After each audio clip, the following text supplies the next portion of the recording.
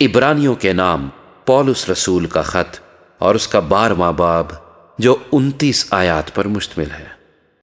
پس جب کہ گواہوں کا ایسا بڑا بادل ہمیں گھیرے ہوئے ہے،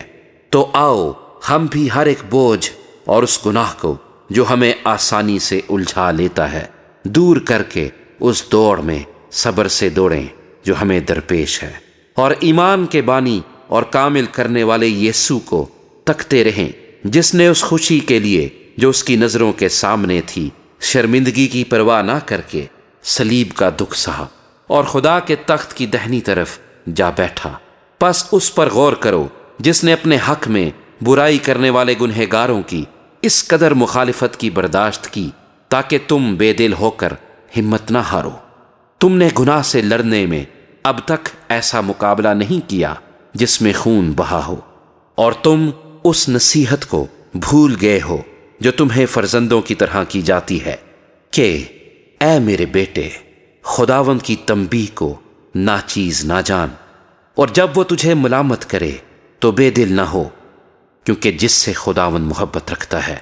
اسے تنبیہ بھی کرتا ہے، اور جس کو بیٹا بنا لیتا ہے اس کے کوڑے بھی لگاتا ہے۔ تم جو کچھ دکھ سہتے ہو وہ تمہاری تربیت کے لیے ہے۔ خدا فرزند جان کر تمہارے ساتھ سلوک کرتا ہے۔ وہ کون سا بیٹا ہے جسے باپ تنبیہ نہیں کرتا؟ اور اگر تمہیں وہ تنبیہ نہ کی گئی جس میں سب شریک ہیں تو تم حرام زادے ٹھہرے، نہ کہ بیٹے۔ علاوہ اس کے جب ہمارے جسمانی باپ ہمیں تنبیہ کرتے تھے اور ہم ان کی تعظیم کرتے رہے، تو کیا روحوں کے باپ کی اس سے زیادہ تابعداری نہ کریں جس سے ہم زندہ رہیں؟ وہ تو تھوڑے دنوں کے واسطے اپنی سمجھ کے موافق تنبیہ کرتے تھے، مگر یہ ہمارے فائدے کے لیے کرتا ہے تاکہ ہم بھی اس کی پاکیزگی میں شامل ہو جائیں۔ اور بالفعل ہر قسم کی تنبیہ خوشی کا نہیں بلکہ غم کا باعث معلوم ہوتی ہے، مگر جو اس کو سہتے سہتے پختہ ہو گئے ہیں ان کو بعد میں چین کے ساتھ راست بازی کا پھل بخشتی ہے۔ پس ڈھیلے ہاتھوں اور سست گھٹنوں کو درست کرو اور اپنے پاؤں کے لیے سیدھے راستے بناؤ تاکہ لنگڑا بے راہ نہ ہو بلکہ شفا پائے۔ سب کے ساتھ میل ملاپ رکھنے اور اس پاکیزگی کے طالب رہو جس کے بغیر کوئی خداوند کو نہ دیکھے گا۔ غور سے دیکھتے رہو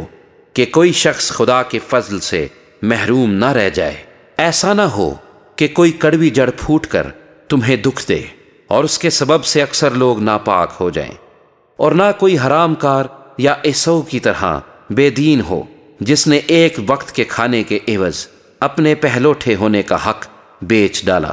کیونکہ تم جانتے ہو کہ اس کے بعد جب اس نے برکت کا وارث ہونا چاہا تو منظور نہ ہوا، چنانچہ اس کو نیت کی تبدیلی کا موقع نہ ملا، گو اس نے آنسو بہا بہا کر اس کی بڑی تلاش کی۔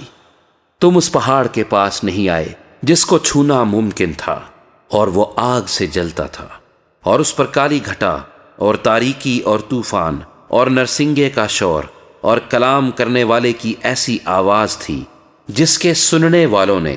درخواست کی کہ ہم سے اور کلام نہ کیا جائے، کیونکہ وہ اس حکم کی برداشت نہ کر سکے کہ اگر کوئی جانور بھی اس پہاڑ کو چھوئے تو سنسار کیا جائے۔ اور وہ نظارہ ایسا ڈراؤنا تھا کہ موسیٰ نے کہا، میں نہایت ڈرتا اور کانپتا ہوں۔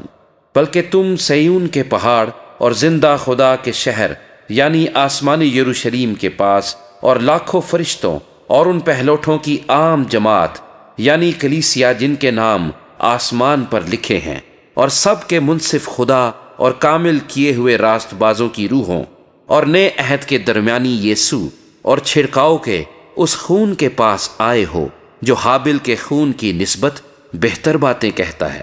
خبردار، اس کہنے والے کا انکار نہ کرنا،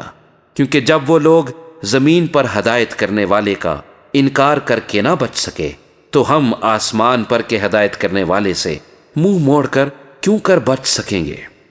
اس کی آواز نے اس وقت تو زمین کو ہلا دیا، مگر اب اس نے یہ وعدہ کیا ہے کہ ایک بار پھر میں فقط زمین ہی کو نہیں بلکہ آسمان کو بھی ہلا دوں گا۔ اور یہ عبارت کہ ایک بار پھر اس بات کو ظاہر کرتی ہے کہ جو چیزیں ہلا دی جاتی ہیں، مخلوق ہونے کے باعث ٹل جائیں گی تاکہ بے ہلی چیزیں قائم رہیں۔